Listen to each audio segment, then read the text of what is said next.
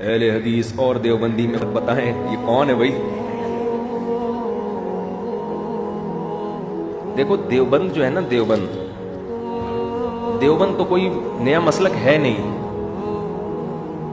بر صغیر میں جب اسلام آیا نا تو فقہ حنفی کی شکل میں آیا ہے. فقہ حنفی تو ملیشیا میں اسلام گیا ہے فقہ شافعی کی شکل میں. تو یہ جو چار مکاتب فکر ہے نا، حنفی، مالکی، شافعی اور حنبلی، یہ چاروں صحیح ہیں. ان میں سے کسی ایک کو فالو کرنا چاہیے اور تینوں کو درست سمجھنا چاہیے.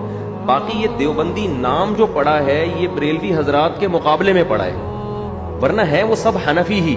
تو حنفیوں میں جو علماء بر صغیر میں بدعت کے خلاف ہو گئے ان کو لوگوں نے دیوبندی کہنا شروع کر دیا، اور جو تیجے 40ویں اور اذان سے پہلے صلاۃ والسلام کے قائل تھے ان کو لوگوں نے کیا کہنا شروع کر دیا؟ بریلوی.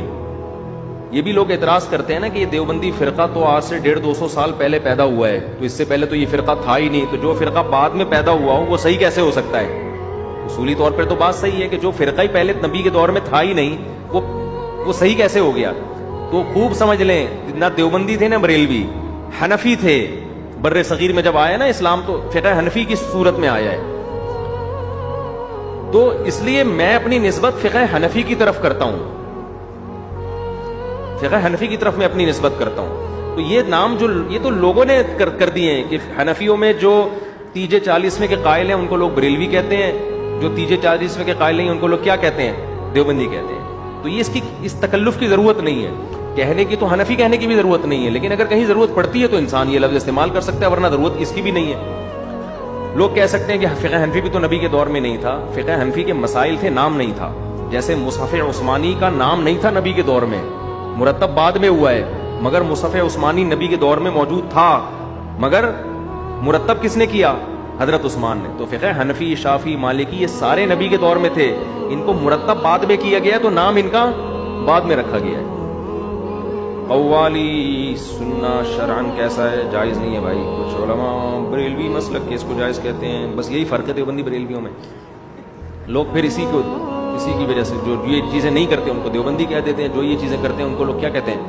بریلوی کہتے ہیں. اب آپ کی مرضی ہے بھائی، تو کیونکہ اس کی کوئی حد نہیں ہے. ہمارے جو بریلوی حضرات ہیں انہوں نے کہا کہ بھئی اذان سے پہلے صلاۃ والسلام، انہوں نے کہا اس کے ناجائز ہونے کی کیا دلیل ہے؟ تو اس طرح سے دین میں جب ایڈیشن شروع ہوئی ہے تو میں لوگوں سے سوال پوچھتا ہوں کہ اذان ختم ہوتی ہے لا الہ الا اللہ پہ، اگر آپ محمد رسول اللہ بھی ساتھ میں لگاتے ہیں تو کیا جا رہا ہے؟ اس کے ناجائز ہونے کی کوئی دلیل ہے؟ کوئی حدیث میں ممانعت نہیں ہے. اور کلمہ بھی بڑا اچھا ہے کہ محمد رسول اللہ صلی اللہ علیہ وسلم، محمد اللہ کے رسول ہیں، اتنا اچھا کلام ہے. لیکن بھائی جو نبی سے جتنا ثابت ہے، اللہ اکبر پہ اذان شروع ہو رہی ہے، لا الہ الا اللہ پہ ختم. اس میں آپ کے لیے آسانی ہے. اگر آپ نے اپنی طرف سے ایڈیشن شروع کر دی تو بریکیں کیا ہو جاتی ہیں؟ فیل. تبھی آپ ربیع الاول میں دیکھیں ہر سال بدعتوں میں کمی کے بجائے اضافہ ہوتا چلا جا رہا ہے، کیونکہ جب آپ اصول سے ہٹ گئے نا تو پھر بے لگام ہو گئے. بعض جگہوں پہ تو عید کی نماز شروع ہو گئی، بعض جگہوں پہ کیک کاٹا جا رہا ہے. تو اب خود بریلوی جو سنجیدہ علماء ہے وہ بھی پریشان ہے کہ یہ جا کدھر کو رہے ہیں، یہ تو ہمارا اینڈ کیا ہوگا؟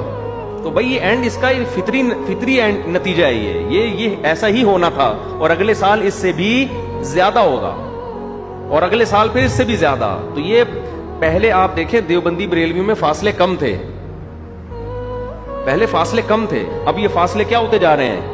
کیونکہ خانیوال تک اکٹھے آئے تھے، خانیوال تک انجن چینج ہو گیا، سرگودا والی گاڑی ادھر نکل گئی، لاہور والی ادھر نکل گئی. اب جیسے جیسے سرگودا والی گاڑی سرگودا جائے گی، لاہور والی ٹرین لاہور، تو فاصلے کیا ہوتے چلے جائیں گے؟ بڑھتے. تو وہ تو پھر بھی سرگودا جا کے رک جاتی ہے، یہ تو رک ہی نہیں رہے. تو پہلے تو یہ دیوبندی بریلوی ہندوستان میں سب فقہ حنفی کو فالو کرتے تھے، ان کے اکابر ہمارے اکابر، ہمارے اکابر ان کے اکابر.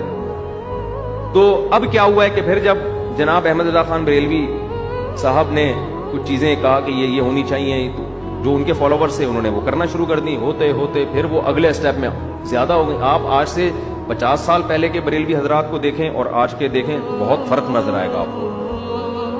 وہ کچھ نہیں تھا جو اب ہو رہا ہے، اور یہ فاصلہ بڑھتے بڑھتے اب پتہ نہیں کہاں جائے، اس انتہا کو جا کے رکے گا. نعتیں دیکھ لینا آج کل کس ٹائپ کی آ رہی ہیں نعتیں.